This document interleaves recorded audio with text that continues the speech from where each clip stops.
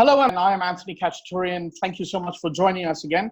This being our very first show, I'm very privileged and honored to have a neighbor, a friend, and a thorough gentleman, Bengali movie producer and director Arindam Sil with us. Arindam, thank you so much for your time today. Firing away straight away, how are you? How are you and your family? Where are you and your family? Are you all safe and well? Oh, yes, thank you. Thank you, Anthony, for your kind concern. Yes, we are all safe and well at our home, as you know, lockdown, as all of us are. And it's the call of the hour, and we need to do that. Uh, Maintain the disciplines and the rules that has been laid out. And I suppose that's for our own good.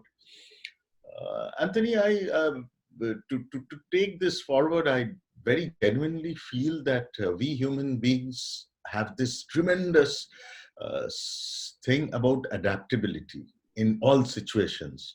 That's what the human race has always done. If you go throughout the history of human race, that's how the human beings have been able to adapt themselves, and this Homo sapiens have lived the world in that way. And however much complaint that we make, it's very important for us to understand that to keep ourselves safe and to keep others safe and to keep the world safe, we ought to do what we have been asked to. Absolutely. And I think especially in light of the fact that there is no clear vaccine on the horizon, at least for the next year, there's no clear medication for this disease. Even at the moment, the disease is rapidly evolving. I think the onus right now is on us as citizens to be as restricted and as safe as possible. And I think a key thing you said was, given the virus, it's about keeping ourselves safe and others. If I'm irresponsible, somebody else can get sick. It's an absolutely unique and peculiar virus, and it can attack anyone and everyone. And as I have been keeping on saying at various platforms and have been writing also, this is one virus that has made all of us equal.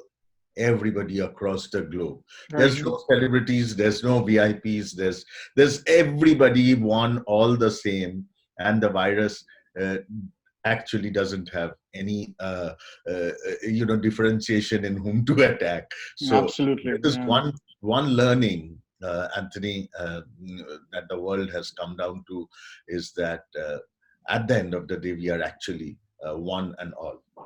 Absolutely, absolutely. So let's get into the meat of this. Arindam, tell me, we've been seeing this developing, November, December, January. We've seen it happening in China and then slowly moving to Italy and Spain. But with regard to you and your movie industry, particularly, as a user, as a big movie fan, I first thought the movie industry was in trouble when the Bond movie was suspended. It was due to come out, I think, January, February, and then suddenly they said, no, because of this, we're pushing it to November. Then I realized actually the movie industry could be badly affected by this. When did you first get the warning signs that something very serious is coming to impact your industry? See what was going when things were going around the world, when things were happening at Wuhan and Italy and Spain, we were smiling away.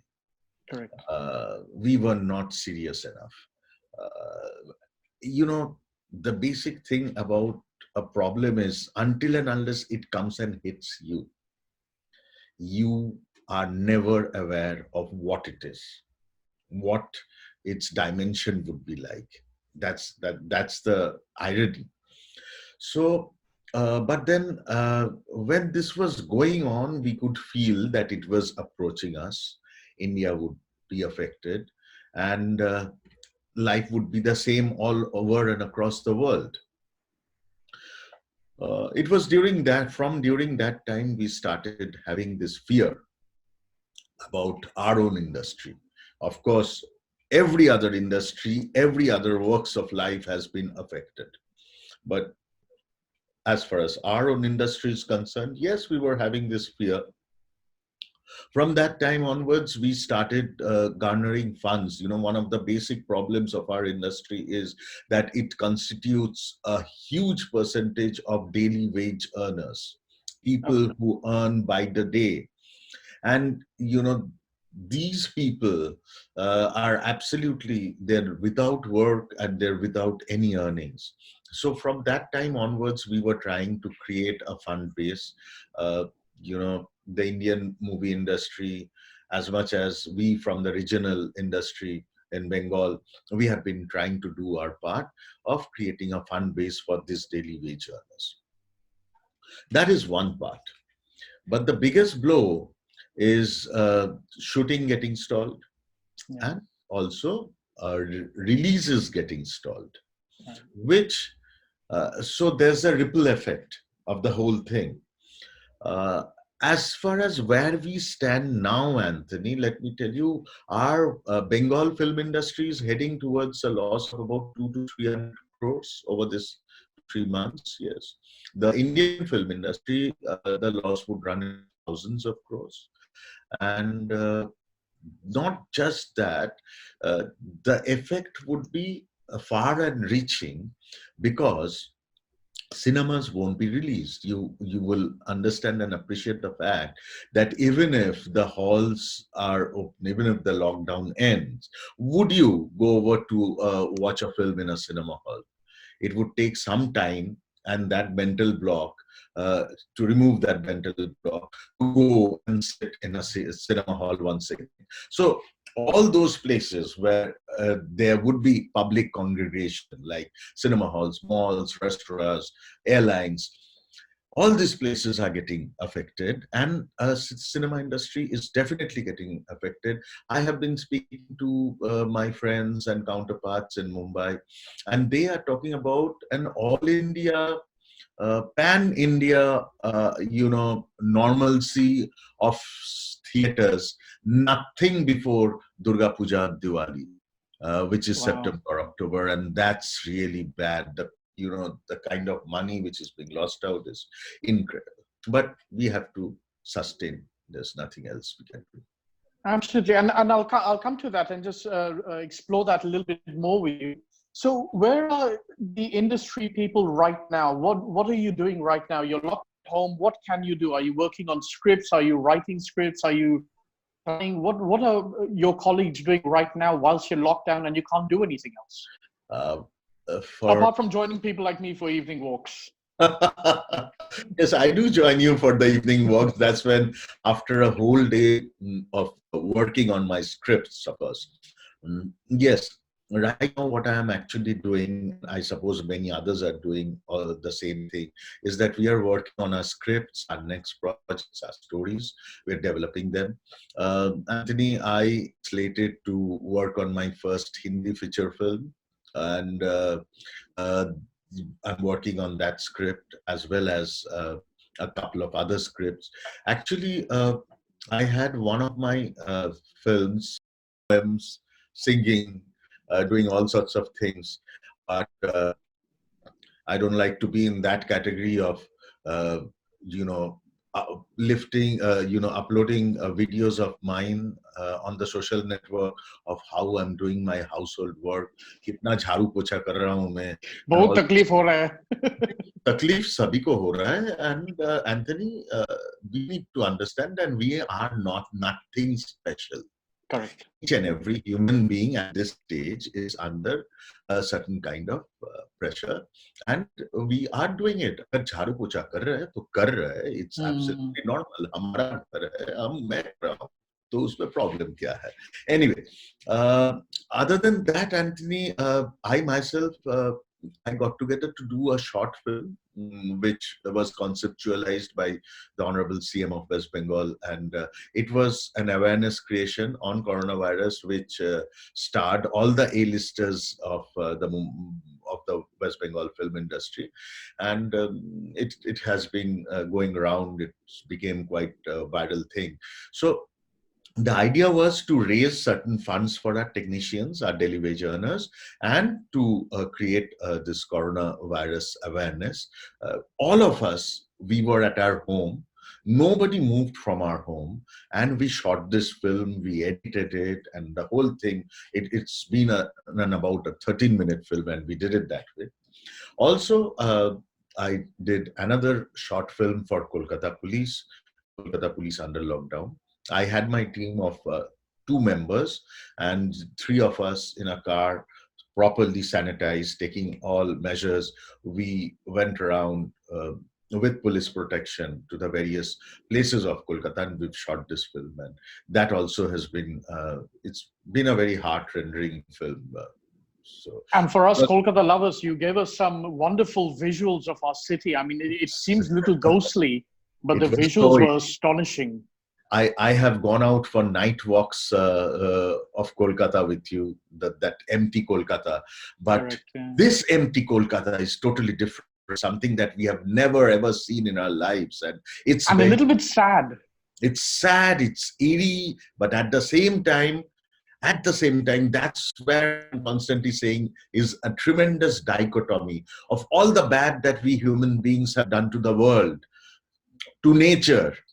You know, we can see the world is healing, nature is Yeah. healing, and things are coming back. The air is more pure. We can see all across Kolkata. The Kolkata skyline is so clear. The birds have come back. We can hear the Yeah. birds chirping. So it's quite a dichotomy. At one end, we have been attacked by killer disease, and at the other end, we can see the world healing, and we can see true nature right from our home. That's Let me go back to this awareness movie and fundraising movie that you had made. You and I had talked about it. Just tell our viewers about this. Firstly, what was your experience directing remotely? And secondly, what was it like not having a full crew, makeup van, generator van? And you did it very cleverly. There are people talking to each other who were not in proximity with each other at all. It was done very, very cleverly. Walk us through the logistics of that. How did you do that? it was a very difficult, but once again, you know, when you are thrown open to the kind of conditions, you suppose try and innovate. So what I actually did is I thought of my home as the whole set, and I started clicking photographs of various frames. Say when I wanted Prosenjit Chatterjee to be at his table, I took that exact angle, back to camera angle of him sitting at his table, and labeled it. So all the frames of Abhi Chatterjee or Paramrutu or Rituparna or Mimi, Nusrat, whoever, we were doing. So there were interactions of, say, Abhi Chatterjee and Paramrutu Chatterjee interacting within the same room, which they were not. Abir was in his house, Param was at his home. Mimi and Nusrat, they were doing yoga on the terrace, but they were in their individual terraces. So what my job was to exactly instruct them at which part of the dialogue you are sitting down, which part of the dialogue you will look up, or you will look straight, or you will look sideways. All those things had to be instructed to each and every actor. So it took about a couple of days pre-production. Yes, it was really sad, and it was like I was feeling so empty that I didn't have my assistants, I didn't have my makeup man, I didn't have anybody to do a pre-production. I was doing it on my own, and then we interacted. We did. Then we had video con calls. You know, video calls with each and every actor, with group of actors, how we wanted the scene to be taken. And the most interesting part that we had a very senior actor, Mr. Paran Bandyopadhyay, very respected, who was there in the film, and he is technologically challenged. So he was like a child, you know, because he was doing something which he'd never done or never ever in his life, and he was so full of energy. Arindam, okay, so he was doing his rehearsals. He was coming back to me. And he wouldn't even do a video call on call, so he would speak to me over the phone, and he was rehearsing his lines. Okay, is this modulation okay? Is this fine? And you know, that spirit was great. It inspired us a lot, and we shot the film. The film was shot by actually most of the spouses or Poranda's son. They shot the film. I uh, set the angles, the frames, and everything, and there was a uniformity maintained. So we shot. After that, what happened is when this everything was coming over, They were being dumped by WhatsApp over to me. I was checking the shots. So at the same time, I was checking a shot of Prosenjit Chatterjee, of Mimi, of Nusrat, of Dev, everybody together, and I had to find out which shot is okay, which shot is not okay, give instruction to shoot once again, take another shot, the light is not right, and all those things had to be done. Then all those came in WeTransfer to me and my editor. Then we did a lineup as per the story, and with my editor, once again the same interaction started as I was doing with my actors. Then, of course, after this basic was ready, it was sent to Bikram Ghosh for music. Again, with him, the same interaction started. Bikram also had his arranger who was not at his home. He was at his own home. So Bikram was also interacting with his arranger. Okay, and the programming chief. So everything then after it came together, then minor corrections were made. My VFX guy was making the credits and corrections and everything. And finally it was made. It was readied and then uploaded, of course. And how long was this process, end to end? How long did this take you? I can't believe it. It was done in just 6 to 7 days. Really? Yes, it was like an incredible, for 2 nights, I slept for 2 days, 48 hours. I slept just for 4 hours because we wanted to release the film on Poila Boishakh, the 15th of February. Right. So are you writing a new manual for all the kids going to film and television industry, universities and colleges? Is this going to be the Arindam Sil manual and course in how to... I don't think so. I don't think so. You don't really have to write a manual, but this form of filmmaking is possible. That is also something that we learned. And it's so necessary and important, Anthony, to unlearn and learn. That's so important. There is no stage of your life where you can feel that, okay, this is end all. I have learned everything that I had about my profession. Nature will teach you. Nature will teach you. The universe will teach you that, man, you have learned nothing. Relearn once again. We all need to relearn and relive. Absolutely. How do you get movie sets? How do you get, I remember you telling me, several hundred people on set. How do you apply social distancing, masks? What are your thoughts on this? How are you going to open up? The federation and the guild have already started thinking about it.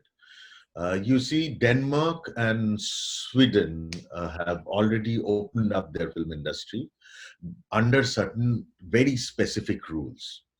But in Sweden and Denmark, where it's not so densely populated as we are here, they can do it. They are working with units of 20, 25, 50 people with very specific rules.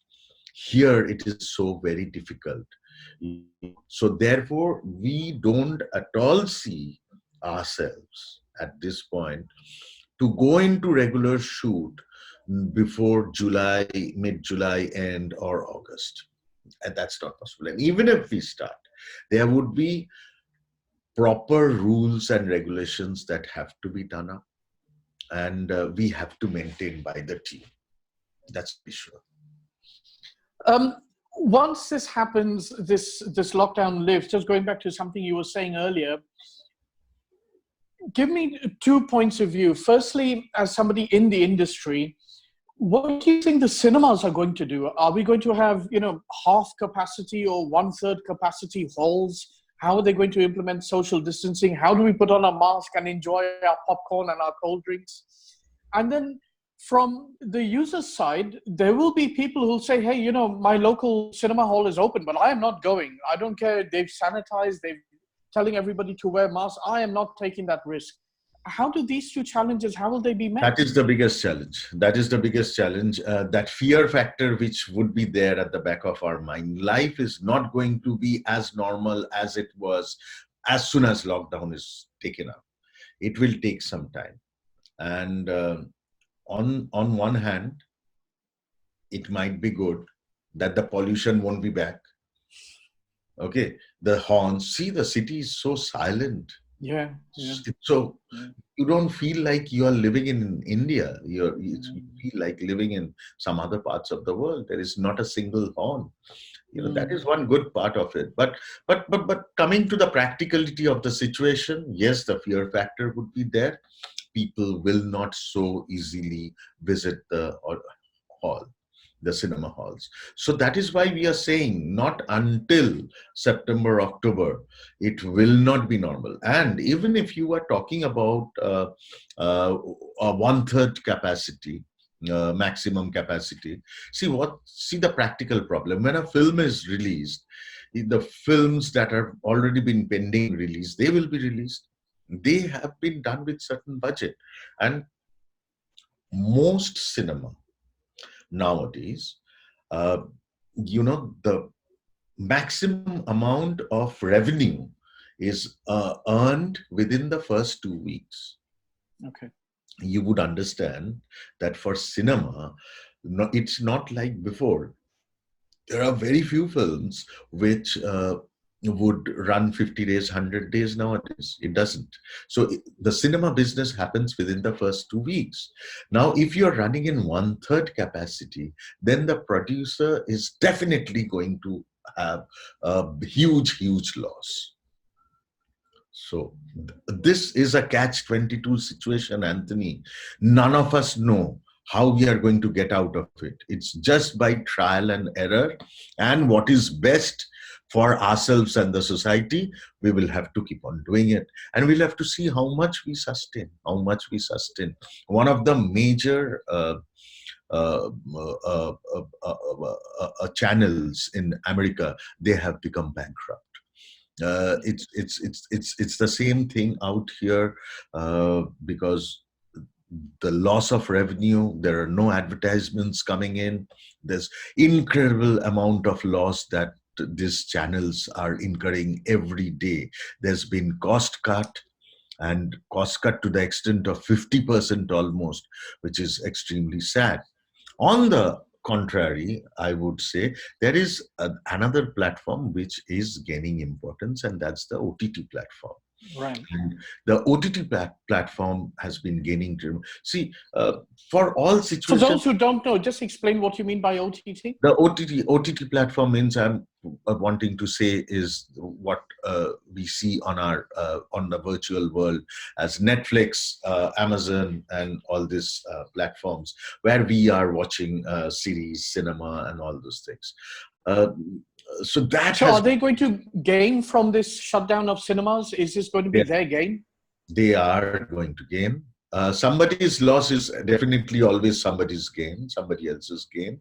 And we have to orient ourselves that way, that even we have to do a little bit of orientation from cinema towards OTT content, for now, maybe.